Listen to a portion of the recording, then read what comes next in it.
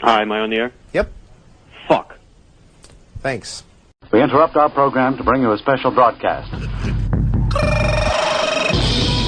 Is this thing on?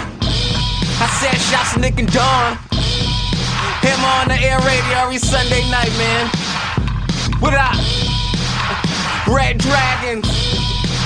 Shout out to the boy Nick. I see you, Don.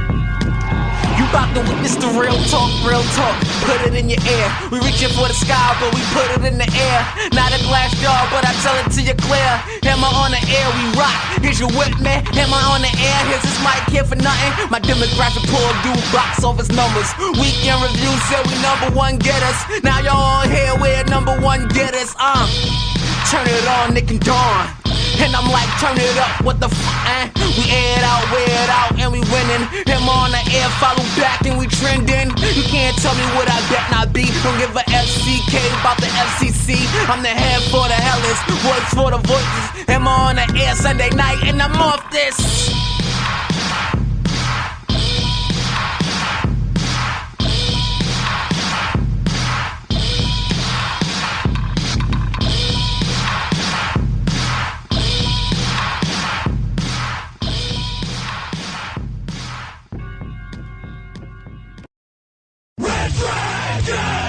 And welcome everybody to another episode of Am I on the Air?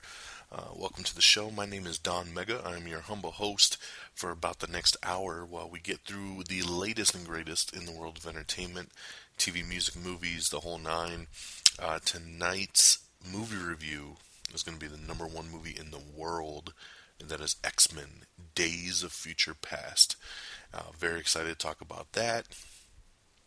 We're going to talk about a handful of news that came out in this past week and get you caught up to speed so you can be in the know, and then you can tell all your friends about how much you know in the world of entertainment news. Because it's kind of crazy how much stuff drops, and then you talk to people about it and they're like, I didn't even know they were making that movie, or I didn't even know that actor was assigned to that movie, or anything like that. And then you can always say, you need to listen to Am I on the Air? And then you would know all about that. So, definitely be in the know. That's why I do this every week, to keep you guys up to date and that you always know what's going down in the world of entertainment news. Before I get started, I'd just like to give a big shout out to Geeky Pat. You can follow him on Twitter at geeky_Pat. Also like to shout out my boy Peoples. You can follow him on Twitter at Majin, M-A-J-I-N, Peoples, over on Twitter. I'm sorry, Majin Peeps over on Twitter. Geeky Pat does a show actually on Red Dragons Radio, which is of course our main affiliate, where Am I on the Air is streamed. And he just started, he's a couple episodes in. It's the show is called This Week with the Geek, and really cool show, just kind of talking about gaming and comic books and, you know, all geeky stuff. And it's pretty cool that, you know, I just listened to his newest episode over on Red Dragons Radio, and that's where we had Majin Peeps joining him on there, and both guys with very kind words about myself and about Am I on the Air, and definitely appreciate their support for this show, and I support them on their show, and it's one big happy family. So you keep an ear out, because I'm sure I'll be having both of those guys here on this show at some point this summer. I know for sure Majin Peeps will be joining me for the episode when we review Guardians of the Galaxy, so keep an ear out for that. And I would like to get them together and maybe do a spoiler review for X-Men: Days of Future Past. You know, when I do movie reviews on here, I do them strictly spoiler-free, because I don't want to ruin anything for anyone that just happens to be listening and then we drop stuff. So I always try to keep it spoiler-free. I would love for the Am I Still on the Air segment to maybe start doing spoiler reviews. So that's something that I've been kind of tossing around. And after seeing X-Men: Days of Future Past, I think that'd be a great one to start with. So put some feelers out there, and we'll see if we can get it worked out. But that'd be something I would like to do, especially with those two guys. So keep an eye open for that. But definitely, I just wanted to thank both of them for the love and the support for Am I on the Air. over on their show. So once again, check out This Week with the Geek on reddragonsradio.com. You can go to reddragonsradio.com. You'll see the tabs on the side of the page for all the different radio shows that we do, and you'll see it right there, This Week with the Geek. And once again, follow him on Twitter at GeekyPat, Geeky_Pat, and Peeps over at Majin Peeps. Alright, so now let's get started, and we'll start with X-Men Days of Future Past spoiler-free review. My second most anticipated movie of the summer. I've been dying to see this movie ever since it was announced, and ever since I heard that Bryan Singer was returning and he was going to be blending the original trilogy cast with the new class, first class first class cast. That's a tongue twister. Say that 10 times over. And it was a very cool concept of merging those two together. And they only released 2 trailers, which was excellent for this movie because it left a lot, to still be seen. And the closer we got, the more excited I was getting. And finally, that week came, and I was so stoked. It was like every day this week, I was just like, come on, get to Friday. And it finally came. And, so we went and checked it out. One thing I want to say I'm super bummed about is, why is this movie not in IMAX? It makes no sense to me. This film should be in IMAX. It wasn't. So, unfortunately, I had to just see it in regular 3D. Which I'll tell you, from the 3D aspect, a lot of times 3D is just not needed. And I wouldn't say it was overly needed in X-Men either. But there were several scenes that it actually paid off in. So it's definitely worth a couple extra bucks if you want to enhance your experience just a tad. So just throwing that out there.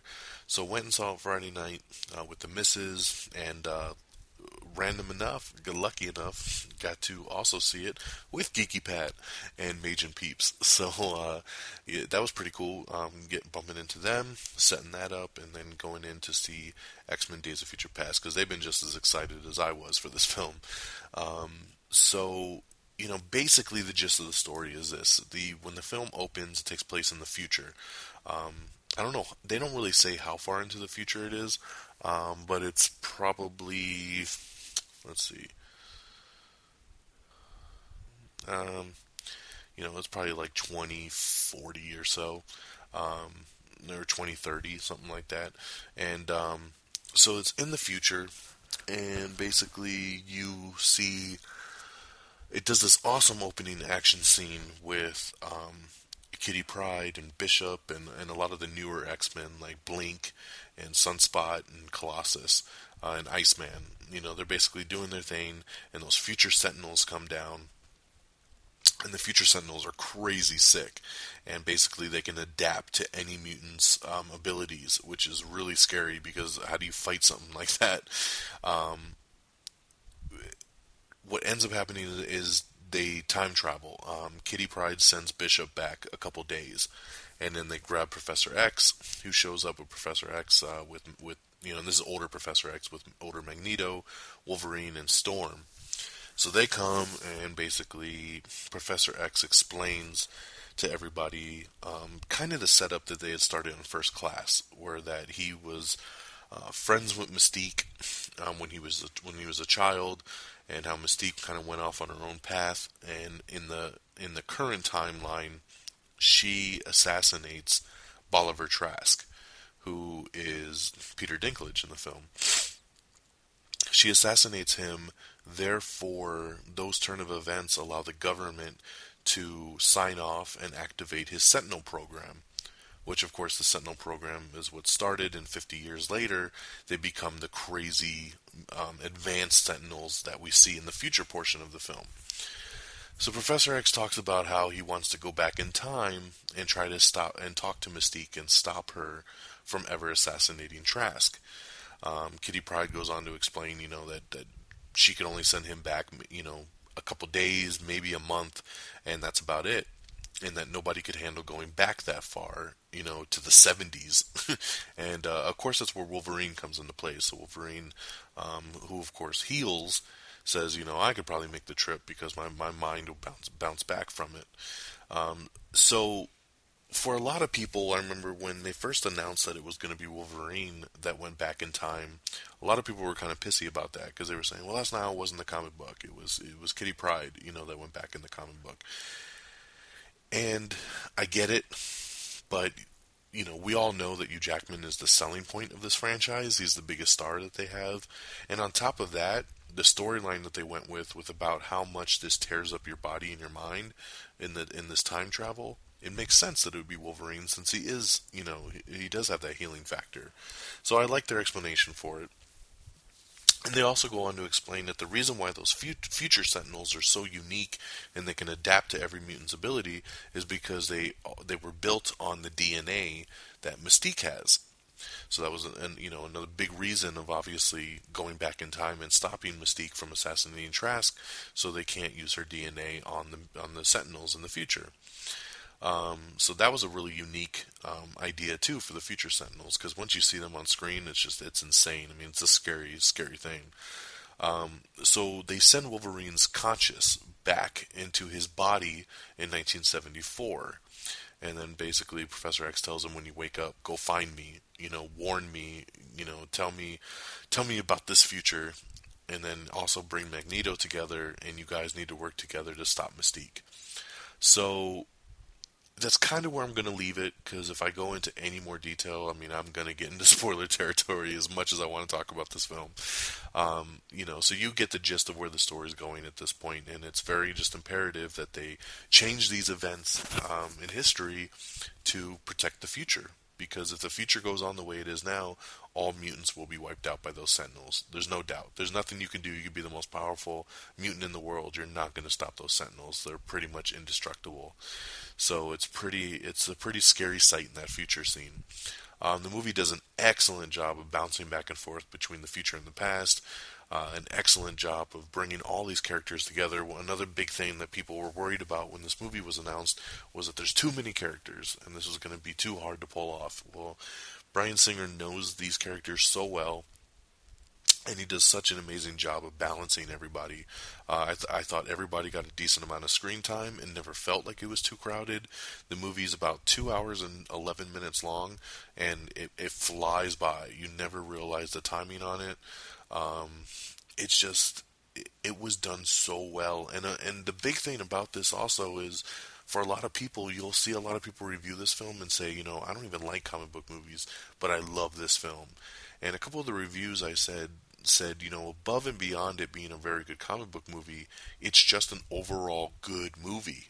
And that's really the key here, is that Bryan Singer just made a very solid film that just so happens to be based on comic characters. I loved everything about this movie. If I had to nitpick something, the only thing I would say is I would have liked to see Wolverine fight in the future. I would have liked to seen him go head to head with one of the future Sentinels. You never see Wolverine fight in the future. You only see him there, and then that's when they send his mind back to his younger body. And he does some fight scenes in his younger body, but he's got the bone claws at that point. And I never was a fan of the bone claws. I like the adamantium, so I would have liked to have seen him fight with the adamantium in the future scenes. I would have also liked an explanation of how he even had the adamantium back, because if you saw the Wolverine, which came out last summer, he was back at the bone claws at the very end of the film. So I would have liked a little bit of an explanation of how that happened, but they just kind of skipped ahead on that. But that's okay. It tells such a complete story. Some of the holes that I was looking to be cleared up got cleared up. It was explained very, very well. And everything came together. I didn't think it was too confusing. I think, people were able to come out of it and really kind of follow along for the most part. Some people asked, do you think I should see the other X-Men films before I see this? I would say you don't have to, but I would also at the same time say you should, because you'll appreciate this movie so much more if you've already seen X-Men 1, 2, 3, and X-Men First Class. I would even say the Wolverine films, but you don't have to see those. But you should definitely have seen all the X-Men films to really grasp everything that happened, especially like once the future is corrected and you see kind of, you see where that goes in the film. There is an after credit scene that's pretty cool, but not a lot of people understand what's going on in it. So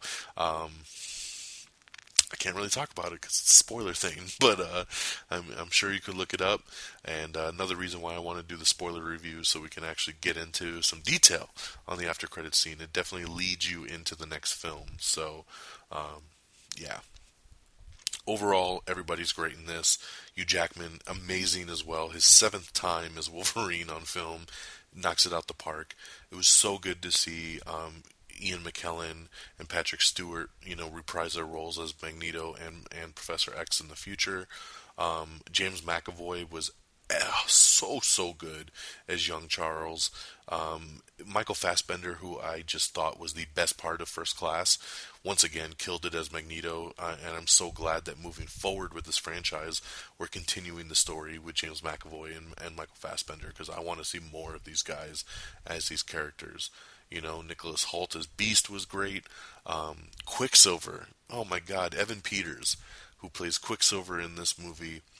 The Quicksilver scenes steal the film. There's a scene in the movie that really focuses on Quicksilver, and it is a highlight of the film.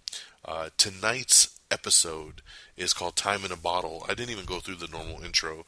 Tonight is season 8, episode 16, and tonight's episode is Time in a Bottle.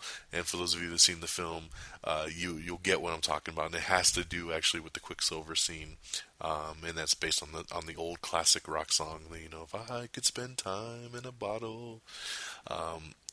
An amazing scene and one of the best scenes I think I've ever seen in a movie. The special effects were outstanding. They killed it with Quicksilver. I mean, I remember when the first pictures came out of him, everybody was laughing and just saying, "Oh my God, this character is going to be such a joke in this film, and it's going to be stupid, and the Avengers version of Quicksilver is going to be so much better, and blah blah blah blah blah." Well, I think they proved all of us wrong and told us to shut our mouths and actually see this in person first before we start making judgments, because it made sense. On screen, it made sense what he was wearing. It made sense how he looked and his playfulness and everything. If I had to pick something out for this film, it would be not enough Quicksilver, because they only use him in a couple scenes, and then it's basically like everybody goes on their separate ways, and it's like, why would you not say, "Come with us"? I mean, I think they could definitely have used his help as the movie progressed. But the good news is they say he'll definitely be back for the sequel here in a couple years, X-Men Apocalypse. So that's good to hear. So those are the standouts. Jennifer Lawrence as Mystique, so good. She's so much better in this movie as Mystique than she was in First Class. I definitely felt like she was becoming the Rebecca Romijn type Mystique that we saw in the original trilogy. They just killed it on this film. They knocked it out the park, 150%. It is my favorite X-Men film to date, and out of my star scale, out of 5 stars, I give it 5 out of 5. Yep, it's done. What else can I say? I think I pondered this for about half a second, and I was like, what else can I do? I mean, it's a pretty flawless film. If you look on Rotten Tomatoes, as of tonight's recording, it's got a 91% critic rating and a 95% audience rating. Everyone loves this film. It is just so good. And on top of that, so I saw this Friday night. I went back less than 24 hours later, and I saw it first thing Saturday morning for a second time. So I've seen this movie twice already over the weekend, and I liked it even more the second time. So this film definitely holds up. It's got replay value, it's got great action, it's got amazing action, and the story is outstanding. I can't ask for anything else. So 5 out of 5 for me on X-Men Days of Future Past. I'm so stoked, and I can't wait now that Bryan Singer is back. I can't wait to see him move on with this vision and see where he takes us for X-Men Apocalypse, which comes out in 2016. So excited for that. So once again, very highly recommended that you go check this out. It's going to be hard to see another movie kind of top this summer.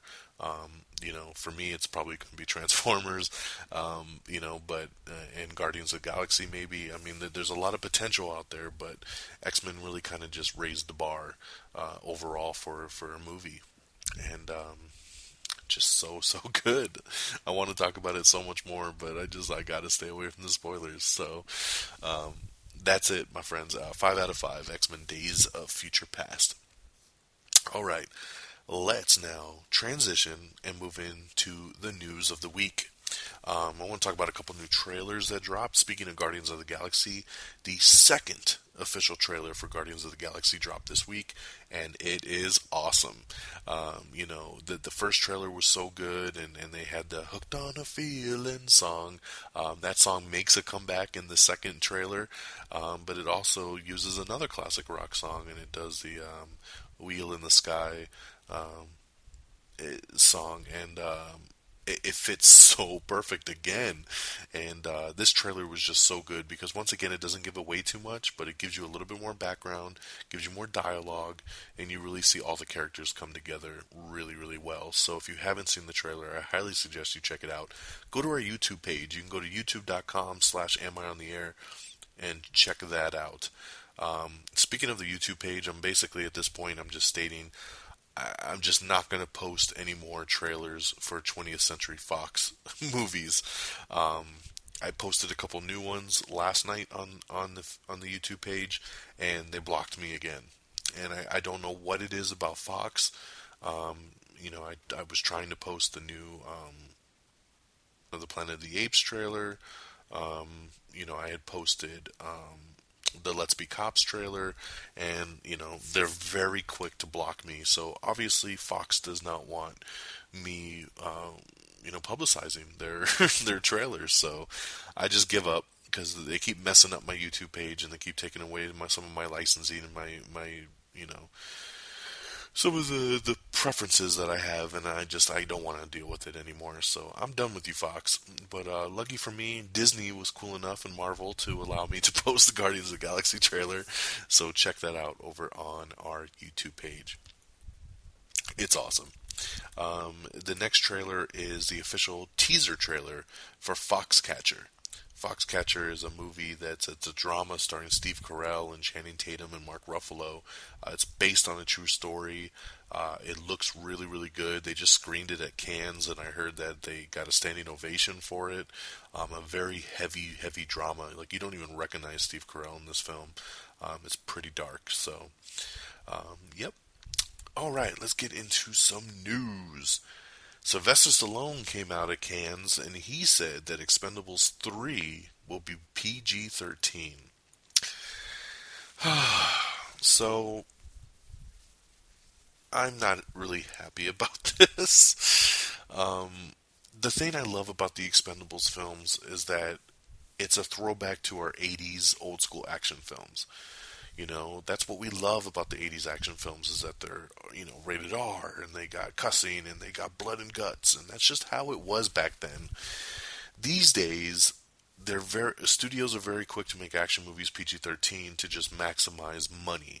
And I get it, but when you have something that's so, it's such a unique class, like in Expendables, which is a throwback to those 80s by bringing back together all these 80s action heroes. The thing that makes the first two movies work so well is the fact that they're rated R and they can get away with this stuff.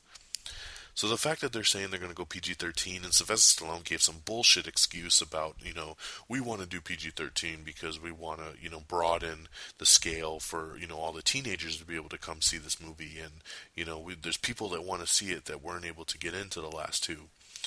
No, there wasn't, Sly. Stop it with that bullshit. The people seeing this movie are people like me that are in our 30s, and we want to see, these classic, action stars kick some ass in a rated R format. There's no young kids going around going, I can't wait to see these 60-year-old dudes beat some shit up. It's just not happening. So that excuse is dumb. This is a cash money grab.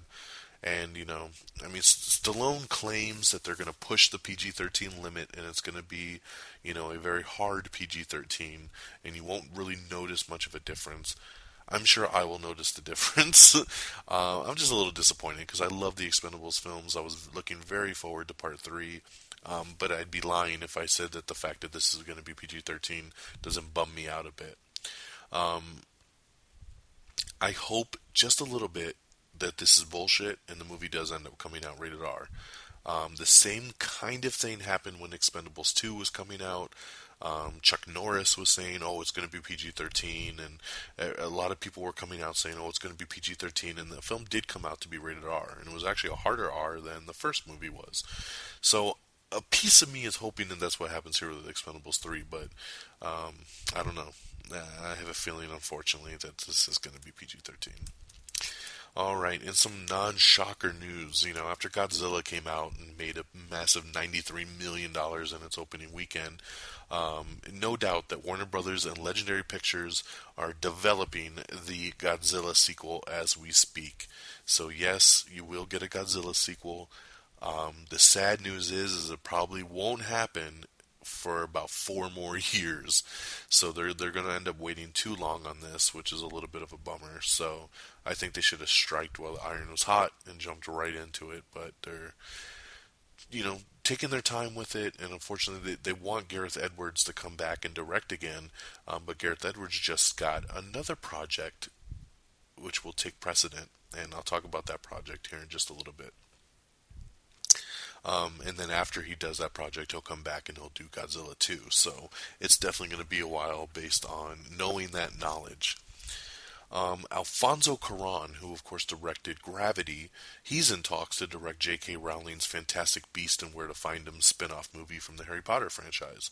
So interesting, a lot of studios are biting to see what Alfonso Cuarón will do next. And I thought he was going to do something unique and something that was his own vision. It's kind of interesting that he would come to do this. So it's not finalized yet, but he's definitely in talks to do it. I'm sure he'll probably end up doing it. He did direct one of the Harry Potter films, so he's got that tie-in with J.K. Rowling that he does like to work with her. Last week's show we did right after the Billboard Awards, and the Billboard Music Awards hit a 13-year high last Sunday night. Amazing ratings for it, so congratulations to them. Johnny Knoxville has signed an exclusive 2-year first look deal with Paramount, so that's really cool for him. So that means he'll be producing and bringing up some new things. I think he said they're going to do another Jackass, and he's definitely got the support of Paramount for that.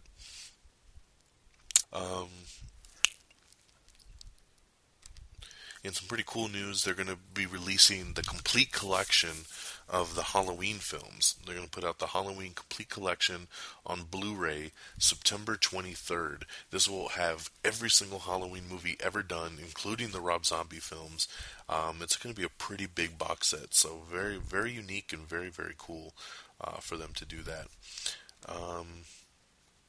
So from the rumor side of things, we do know that in between all of the Star Wars films, like Star Wars Episode 7, 8, 9, the next trilogy, the years in between are going to have spin-off movies.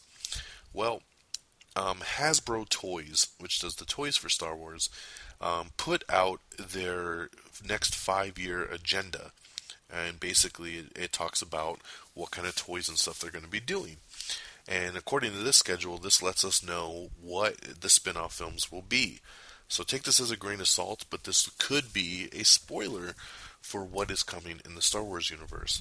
So fall of 2014, they're going to release the stuff for Rebels, which Rebels is the new cartoon that they're doing. In 2015, the stuff for Episode 7. We already knew that they're filming that right now. 2016, the first solo film, or spin-off film, I should say. It's listed as Boba Fett.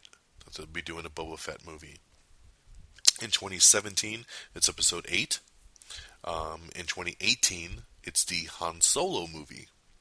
In 2019, it's Episode 9. And in 2020, they have it listed as a Red 5 movie. So take that for what it is, but based on the toy announcement, 2016 will be Boba Fett, 2018 will be Han Solo, and 2020 will be Red 5. So that is the rumor mill for the Star Wars spin-off films. We have another new trailer for the movie Helion. It's a new thriller film starring Aaron Paul and Juliette Lewis. Let's see here. We have another trailer for the second official trailer for Get On Up, the James Brown biography movie. second trailer for that. Got the first trailer for Happy Christmas, which is an Anna Kendrick movie. The honest trailer for the week, of course, is in lieu of the number one film X-Men coming out. I love that they always kind of tie up the stuff to match what movies hit in theaters. So, of course, the honest trailer this week was the X-Men trilogy, focusing solely on X-Men 1, 2, and 3. Molly Ringwald has joined Jem in the Holograms. Vin Diesel came out in an interview, and this was really sweet. He said that doing Guardians of the Galaxy helped him heal after Paul Walker's death. He said, when Paul Walker passed and they had to kind of stop production on Fast and Furious, he was having a very hard time, and he was struggling, kind of dealing with the loss of it. And he said doing the voice for Groot and getting into that project while he was grieving was very therapeutic for him. And it was a really sweet little article, because we know how close Finn was with Paul Walker. Rennie Harlin is set to direct a new movie called Skip Trace that will star Jackie Chan and Sean William Scott. It's a very odd pairing. I love Sean William Scott, and I love Jackie Chan in doses. So, we'll see. Hugh Jackman came out in an interview, and he says that he wants Wolverine to join the Avengers. And it's funny because he did this when the Wolverine came out last year also. Hugh is very, very open and very big on pushing the boundaries as far as trying to get Wolverine and the X-Men to kind of cross boundaries and cross over. And if you listen to the show, you understand, that it's just not going to happen. I mean, there's too many rules and regulations with the licenses and everything. But it always cracks me up to hear Hugh Jackman come out and just be like, hey, this would work for everyone, and I want to be in Avengers, and I want to have a fight scene with the Hulk, and we would all love to see it. And I love Hugh's excitement for the character. Once again, just want to confirm that Simon Kinberg, who's the writer for the X-Men films, he said that yes, Quicksilver will be back for X-Men Apocalypse, so that's going to be cool. I mean, he is a highlight of the film, as I said in the review, and most of the reviews I read also agree with that he's definitely a standout of the film, so I would look for him to have a pretty big part in the next X-Men film. Divergent is hitting digital HD on July 22nd and Blu-ray and DVD on August 5th. We have an article with Channing Tatum dropping some Magic Mike XXL details, and also confirmed that Steven Soderbergh, who directed the first movie, is going to be involved in the project in some sort of producing capacity. We also, I don't want to spoil anything for people that might not have seen it, but we do have the articles up for the winner of Season 18 of Dancing with the Stars, and the winner for The Voice, and of course the winner for American Idol as well. So that stuff's on the website if you want to check it out. The Everything Wrong With this week was Everything Wrong With the Wolverine. So like I said, they did the honest trailers, and Everything Wrong With like to always put it with whatever film was coming out that week, so very cool there. Really cool new trailer that we got posted up, and this is another one from Fox that pulled their license on me, so this is not on our YouTube page, but you can check it out on our Twitter and our Facebook. It is the first official trailer for Kingsman: The Secret Service. This is the new film by Matthew Vaughn. It stars Colin Firth and Samuel L. Jackson. It looks really, really good. I actually had just seen this trailer for the first time when we saw X-Men Days of Future Past. It's a very high-tech James Bond type Secret Service spy situation. And Matthew Vaughn, who directed X-Men First Class, actually was supposed to direct Days of Future Past, and he dropped out of the project because he was trying to make this Secret Service movie right here, and the time windows crossed of when he had opened to make it. He had to kind of go with one, and he had already signed to do this, and Fox, of course, wanted to move on with X-Men, so that's how Bryan Singer came back into the fold. But this movie looks really, really good, so definitely check out that trailer. Kevin Smith came out. He was talking about the new Batman suit again in Batman vs. Superman, and he says that the suit is going to be a blue and gray. Because, of course, we did already post that new picture of what Batman looks like in the new film, but we never... the picture is black and white. he says that it is a blue and gray scheme and that it matches the Dark Knight Returns comic book. So if you haven't seen that, if you want to just look that up, you can see exactly that. And of course my link isn't taking me where I want it to go.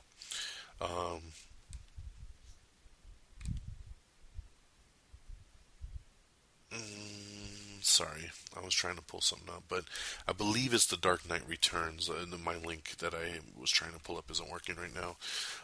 If you do a Google search of Dark Knight Returns and you look at Batman in that comic, that's pretty much spot on what the Batman suit's going to look like. It's like a dark blue for the gloves and the cowl and the cape and the boots with the gray actual bodysuit. So that's very unique. It's something different that the X-Men film, or X-Men films, I still got X-Men on my mind, that the Batman films have not done. They always go black and they always go very, very dark. So I think it's very unique that Zack Snyder would go this route and do something a little different. Love it. TNT is developing a Major Crimes spin-off show. I didn't even know there was a show called Major Crimes, so I'm just going to move on from there. Lego. Yes, we know we're going to get a Lego movie sequel coming out in a couple years, but before that, Lego's doing a different type of film. They're going to do a film for Ninjago. Ninjago is their Lego like ninjas, and Lego's Ninjago is going to get a September 23rd, 2016 release date for their movie of that. In the room mill for the week, Jessica Chastain is being offered the lead role in season 2 of True Detective to join Brad Pitt. We talked on, I think, last week's show, or maybe 2 weeks ago, that Brad Pitt was being sought to be one of the new actors in season 2 of True Detective, and now they're saying Jessica Chastain might be the second one. So that's very, very interesting. This is probably one of the biggest pieces of news of the week. Batman vs. Superman has its official title. Yep, Warner Brothers came out, announced it, dropped the new logo in our lap, and they announced that the new film is officially titled Batman v Superman: Dawn of Justice. Let me read that again. Batman v Superman: Dawn of Justice. So it's very unique. It's unique that it's just a V and not versus. It's not VS. It is just a V. The best explanation I've seen for this is that they want you to look at this from a legal standpoint. If you, let's say, Geeky Pat was suing me, on the court papers it would say Geeky Pat v. Don Mega, because he's suing me and coming after me. And that's like a court kind of thing with just the V. So the way to look at this from a court standpoint would be it's Batman going up against Superman. He's the party that wants to go after Superman. So Batman v Superman.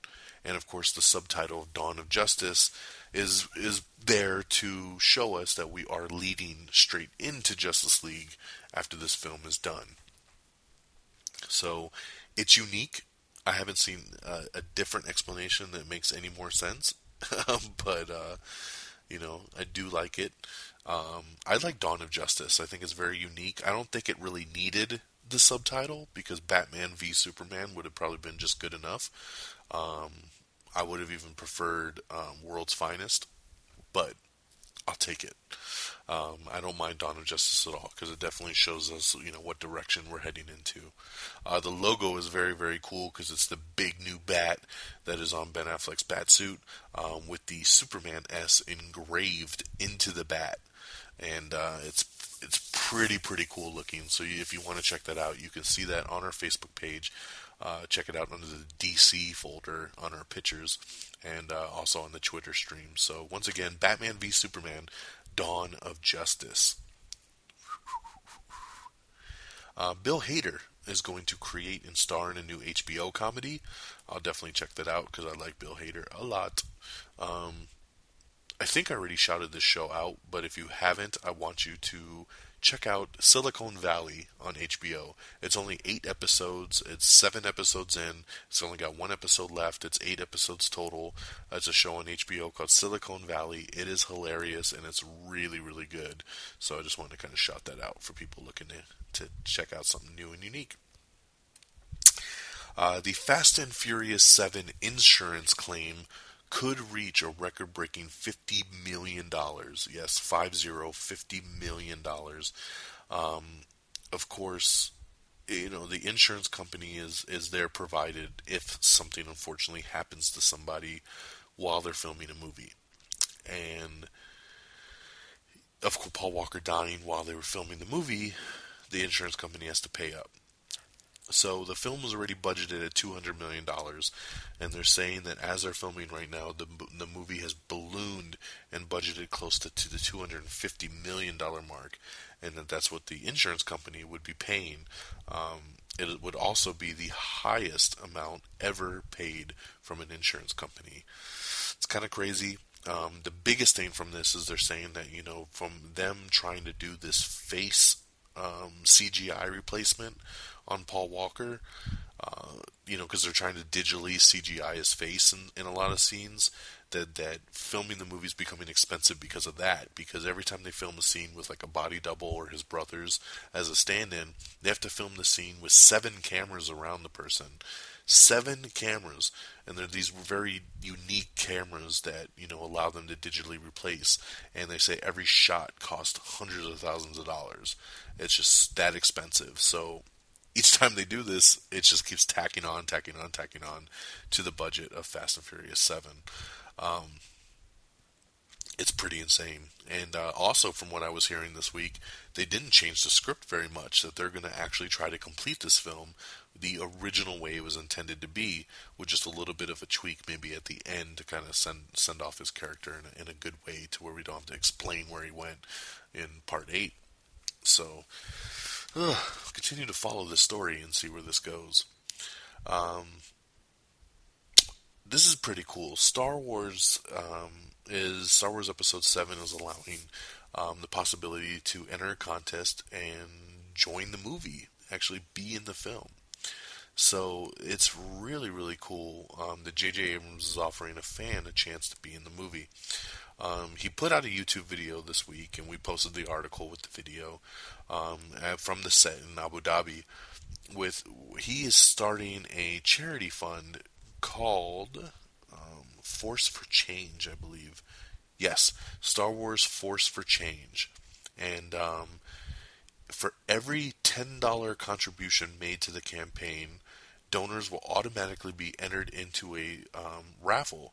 And if you win, you get a walk-on part in Star Wars Episode 7. So that is a really, really cool way to start a charity, get some people to donate, and if you win, you get to be in Star Wars Episode 7. Pretty damn amazing. I think I'm going to have to donate my $10. Could you imagine Don Mega in Star Wars Episode 7? Would be awesome. I would totally love to do that. So good job, JJ. The show Suits over on USA, they have signed Neil McDonough to come in for season 4. So that's pretty cool. I always like Neil McDonough. In the rumor mill again, Sony is looking to keep Andrew Garfield for 4 more Spider-Man movies. It sucks because I was so disappointed in Spider-Man 2, but it's nothing against Andrew Garfield. I think he's an awesome Spider-Man, so if they want to keep him around, I say hell yeah to that. WWE Studios and Lionsgate Entertainment agreed to a new deal that they call the Action Six-Pack, and the first film will be a movie called Vendetta, starring The Big Show. Now, for those of you who listen to this show before, I'm a big WWE fan, so this was news that I really enjoyed this week, hearing that Lionsgate and WWE Studios were going to extend their partnership together and do this new Action Six-Pack. I love the name of that. I don't know about a movie starring Big Show, because he did one movie already called Knucklehead, and I hated it, but anything that gets the WWE name brand out there a little bit more, I'm for, so thanks, Lionsgate. A lot more, we've been, every week I feel like somebody new is coming back for Pitch Perfect 2, And this week, it's Skylar Astin. Skylar Astin was the Anna Kendrick's boyfriend in the first film. He has signed on to come back for Pitch Perfect 2. So it looks like they're pretty much getting the whole band back together at this point. We have the first teaser trailer for Big Hero 6.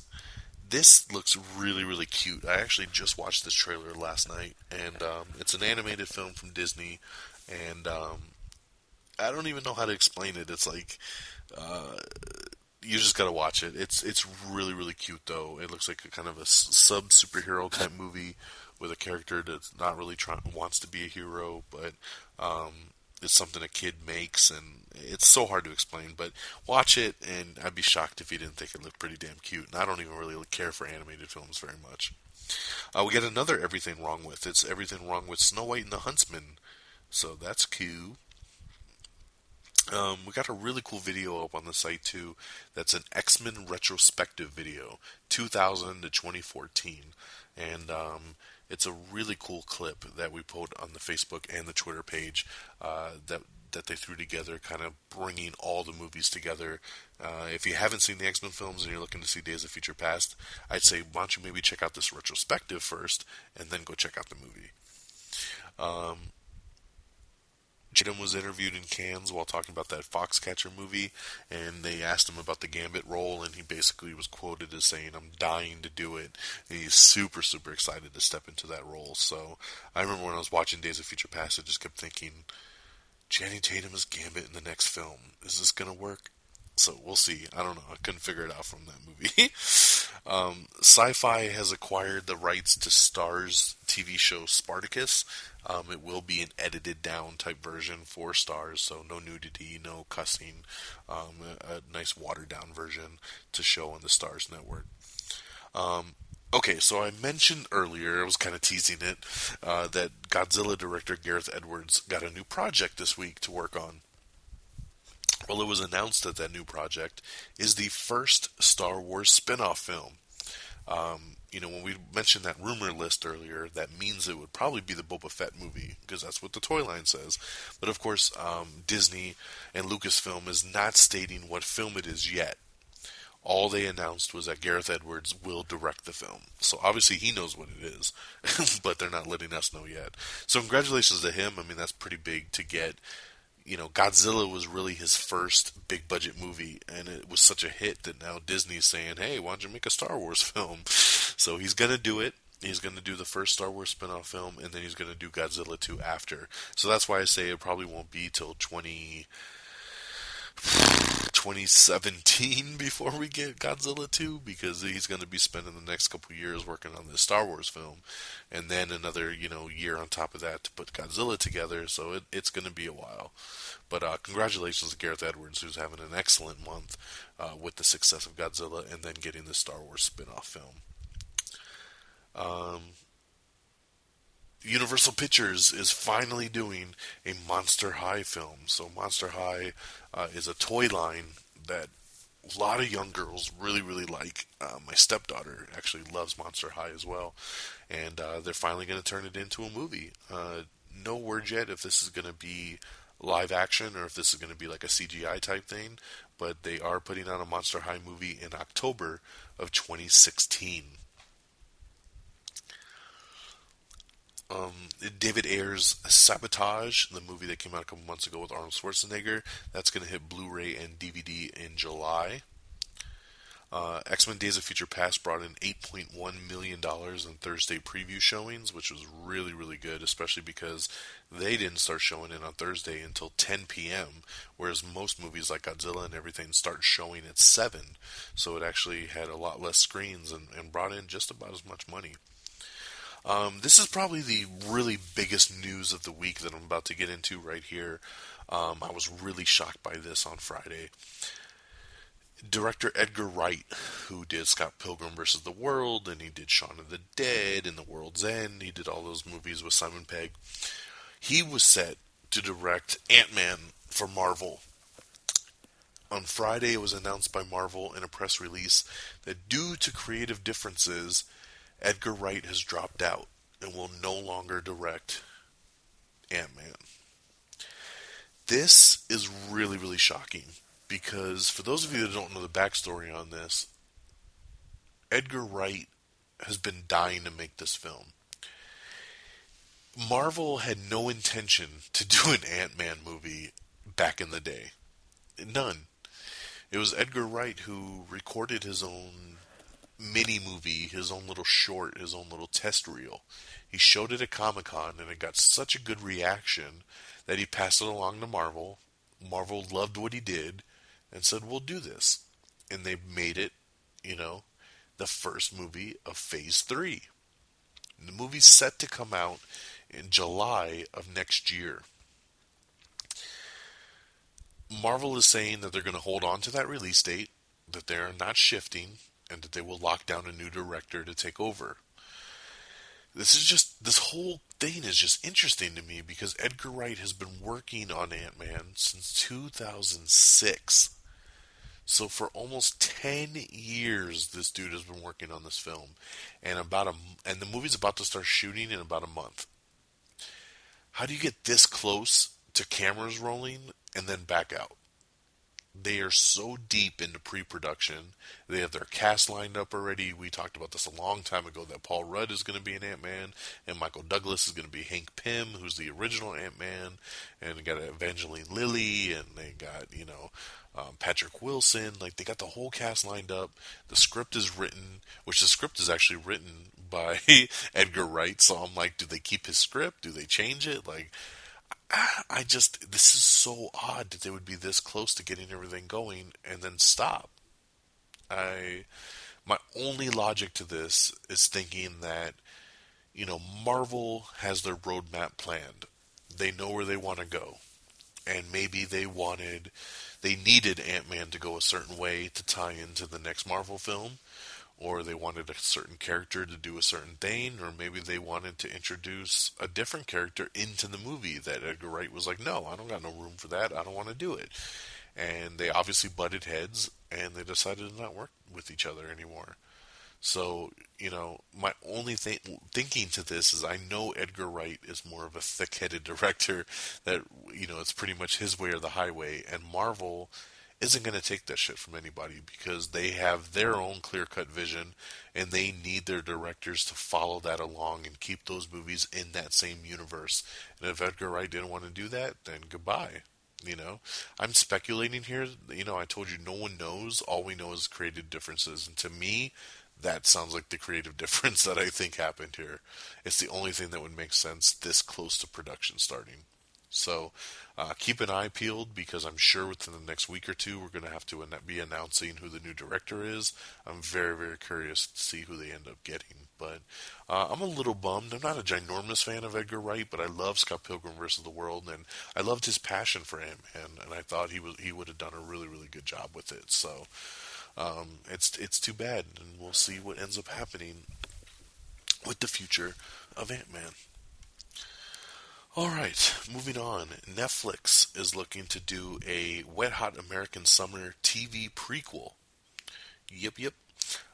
Wet Hot American Summer is a movie. It's kind of a cult classic, and they're looking to do a prequel version of it as a TV series on Netflix. So that would be interesting. I would definitely check that out. TBS has canceled the Pete Holmes show after 2 seasons. So that's a little bit of a bummer. Pete Holmes is pretty funny. He's got some pretty funny X-Men skits, and he does I think Street Fighter skits as well. He's a pretty cool comedian, and it's cool that TBS gave it a couple seasons, but unfortunately won't be coming back for a third. Hugh Jackman's been saying for a while that he's pretty much close to being done playing Wolverine. Well, of course, you know what happened? Days of Future Past happened, and the critics started reviewing it, and everyone loves it. And guess what?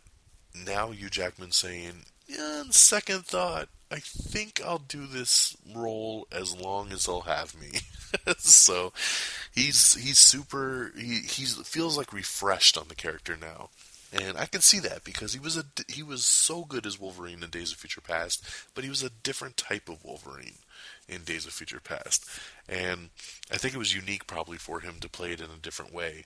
And I think we're going to see him in Apocalypse, and I know we're getting Wolverine 3, and maybe he'll want to keep going after that. So, about a month ago, he was 99.9% sure he was done with the character, and now he's saying, let me take that back. I would like to do the character as long as they'll allow me to.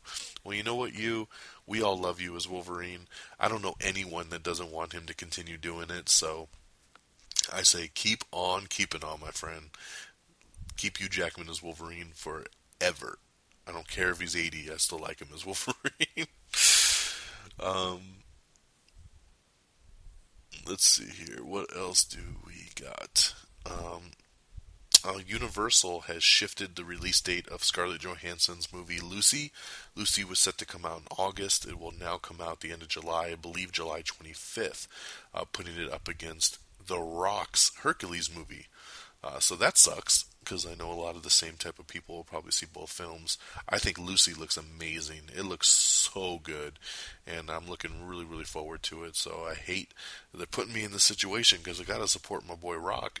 So we'll see what happens, but at least we don't got to wait till August now. We can see it at the end of July. Marvel's Netflix drama Daredevil has tapped a new showrunner, so some more switches on the Marvel side. We already talked about the Edgar Wright situation. Now it looks like Drew Goddard, who was set to do Daredevil, has dropped out. Drew Goddard was going to be the showrunner of Daredevil. He was also going to direct the pilot episode. The duties have been now handed over to Stephen DeKnight, who is now finalizing his deal to come on board. Drew Goddard has left because he needs to go. He's been tapped to direct the Sinister Six movie for Sony. He will remain with Daredevil, though, and serve as a consultant on it, because they're already way into pre-production on it. I think they've written the first couple episodes, so he doesn't want to completely leave the project, but he doesn't have the time anymore to direct or run the whole show. So that's why they passed off those duties to Stephen DeKnight. He'll take it over. Stephen, as he was the showrunner on Spartacus. He did 3 seasons of Spartacus, and he also worked with Drew Goddard on Angel and Buffy the Vampire Slayer, as well as Joss Whedon's Dollhouse, and he did Smallville. So, not a bad resume.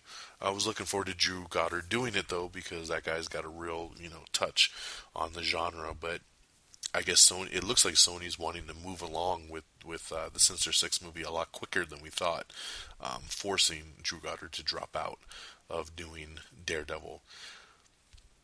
A little piece of me is wondering if Marvel is going to have Drew Goddard step in and do Ant-Man. If that does happen, you heard it here first. But I find it odd that all of a sudden they announce that Edgar Wright has left Ant-Man, and then like the next day they say Drew Goddard is out of doing Daredevil. So, because I don't think Sony's that far along ready to go with the Sinister Six movie that it would force Drew to drop out. If we end up finding out he's doing Ant-Man, then that makes a lot more sense. So, just my idea. Alright? I'll keep you posted on that one. For all you Doctor Who fans, Season 8 of Doctor Who returns in August. So that is cute. Quentin Tarantino wants to turn Django Unchained into a TV miniseries, like a 4-part miniseries. So we'll see if that ends up happening. X-Men Days of Future Past took in $36 million in its first day in theaters. And I think, bear with me here, I believe that that's pretty much going to catch us up. Box office.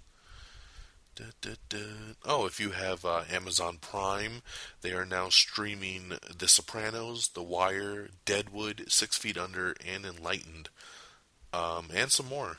Now on Amazon Prime. Amazon Prime. Prime, Optimus Prime. Before time began, there was the cube. We know not where it comes from. Alright, sorry, I don't know why. It's getting late. It's already 12:30 at night over here, and it's starting to get delusional. Thank God tomorrow's Memorial Day, and I have the day off. So that's the news, my friends. Now I'll go over to the releases of the week in the box office, and we'll wrap this baby up with a nice tight bow. On DVD and Blu-ray Tuesday is Endless Love. That's it, just Endless Love. So, wah wah. In theaters this Friday is A Million Ways to Die in the West and Maleficent. I look to be seeing A Million Ways to Die in the West this weekend. Maybe I'll see Maleficent too, depending on if the wife and the stepdaughter want to go see it. If they want to go see it, then I'm sure I'll see it, and I'll maybe review that next week. Definitely seeing A Million Ways to Die in the West. Looking very, very forward to this. I'm a big fan of Seth MacFarlane, Family Guy, Ted, and I'm looking really, really forward to A Million Ways to Die in the West. So I'll let you guys know how that one is next week. Maybe we'll call the episode Mila Kunis. And here's the box office. Coming in number 10, it's Heaven is for Real with 2 million. Number 9 is Chef with 2.2 million. Number 8 is Rio 2 with 3 million. Number 7 is The Other Woman with 4 million. Number 6 is $1 Million Arm with 7.1 million. Number 5 is The Amazing Spider-Man 2 with 8 million. Number 4 is Neighbors with 14 million. Number 3, and this is a debut, it's Blended with 14.2 million. Take a quick second here on Blended. Blended is the new Adam Sandler film. It's Adam Sandler and Drew Barrymore. I might actually be seeing this movie tomorrow on Memorial Day since I'm off work. My stepdaughter really, really wants to see it. And I'm a big Adam Sandler fan. And, I'm not overly excited to see this movie.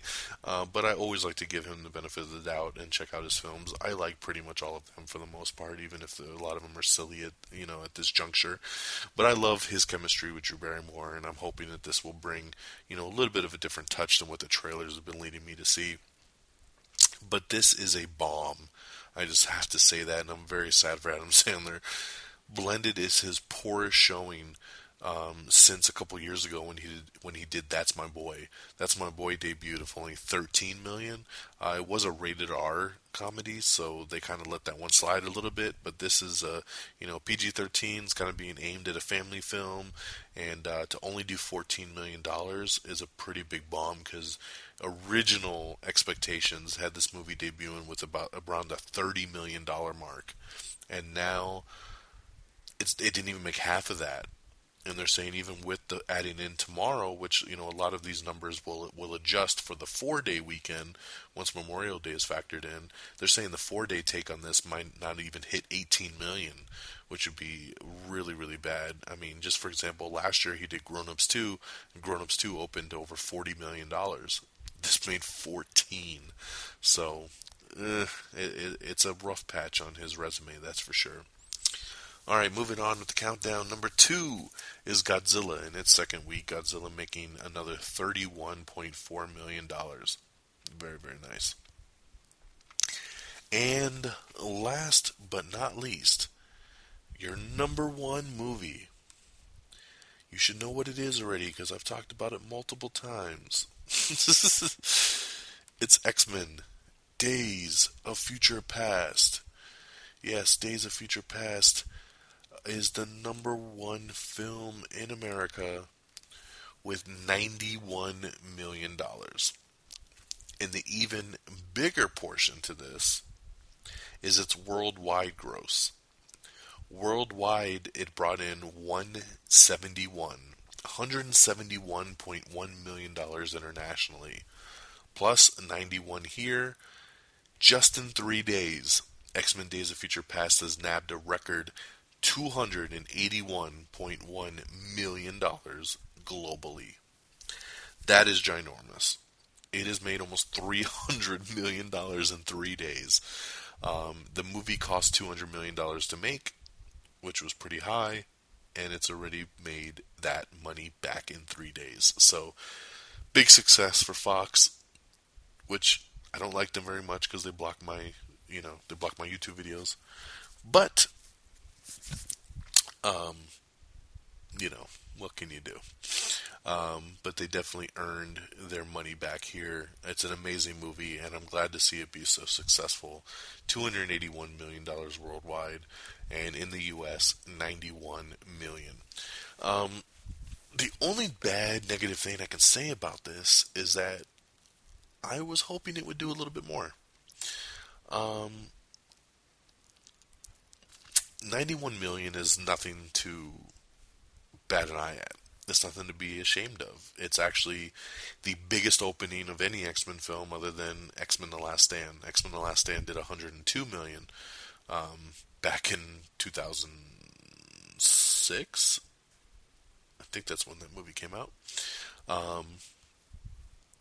And so this is the second biggest opening ever for an X-Men film. X-Men First Class was the last theatrical X-Men film, and that didn't even hit 60 million in its opening. So this did 91. The studio's very, very happy with this number. For me, I'm a little bummed because I thought for sure, and I would have put money on this, that this movie was going to open up with over $100 million. I thought for sure. Now they're saying once you adjust in the fourth day for Memorial Day, the 4-day take will probably be over 100 million. You know, maybe even up to 110 when you factor everything in completely. That's cool, but I was expecting the 3-day to be over $100 million. This seemed like a movie everyone was hyped to see. It seemed like something everybody was going to go to this past weekend.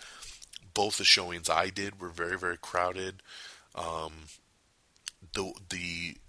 With the fact that it's a 91% critic rating, 95% fan rating, I thought word of mouth was going to be so hot that more and more people were going to go over the weekend.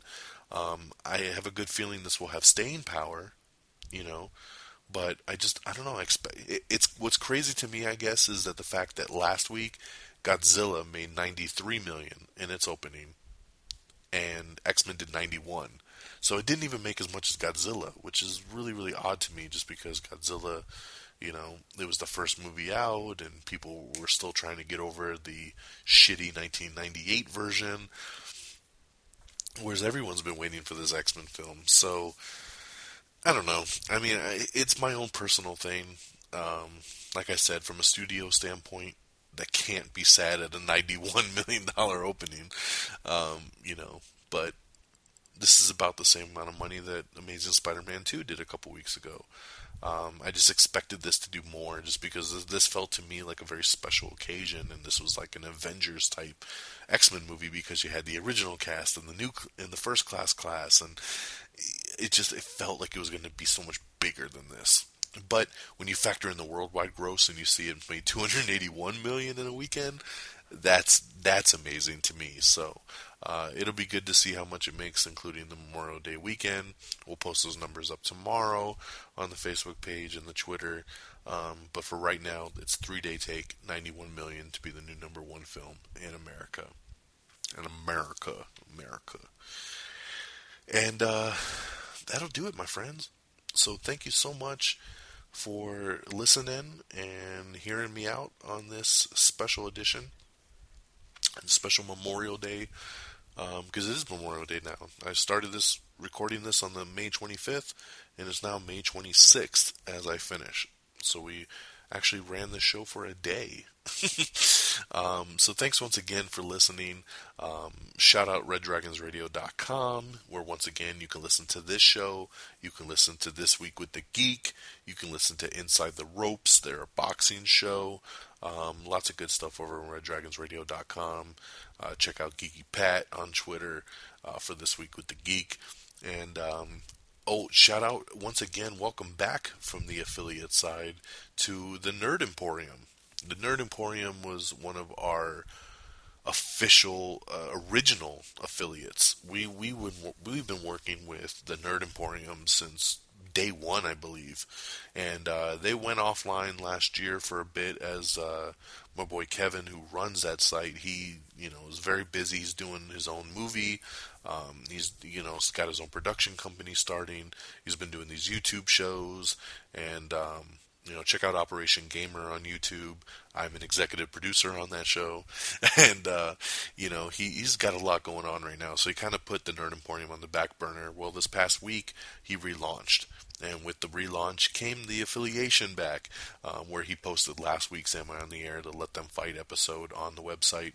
And from this point on, he'll continue to post the new Am I on the Airs on there. This episode will be on there. And it's always good to work with the Nerd Emporium. and be, the go-to podcast for the people of that site as well. So welcome back to them. You can follow them on Twitter at the Nerd Emporium, on Facebook on the Nerd Emporium, and of course Excess Radio Network over on Excess Radio. Please subscribe to us on iTunes. That would be much appreciated.